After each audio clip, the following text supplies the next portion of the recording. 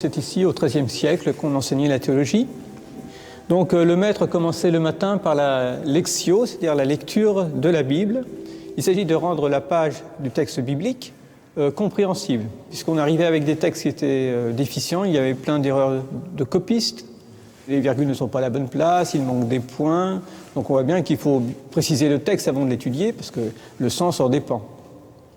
Puis dans l'après-midi, une fois qu'on avait mis au clair le texte lui-même, on allait interroger le texte, le questionner.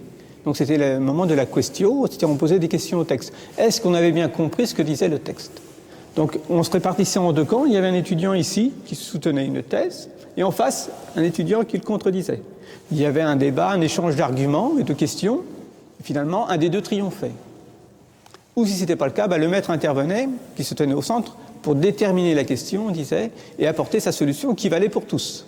Enfin, pour terminer la journée, il y avait le commentaire qui rassemblait donc la lecture et la question, où le maître faisait la synthèse de ce qu'on avait fait dans la journée, et en même temps, il mettait en rapport le passage de la Bible, par exemple, qu'on avait lu, avec l'ensemble de la Bible, et avec l'ensemble aussi des commentaires des pères de l'Église ou d'autres théologiens, voire des maîtres qui se trouvaient à l'université.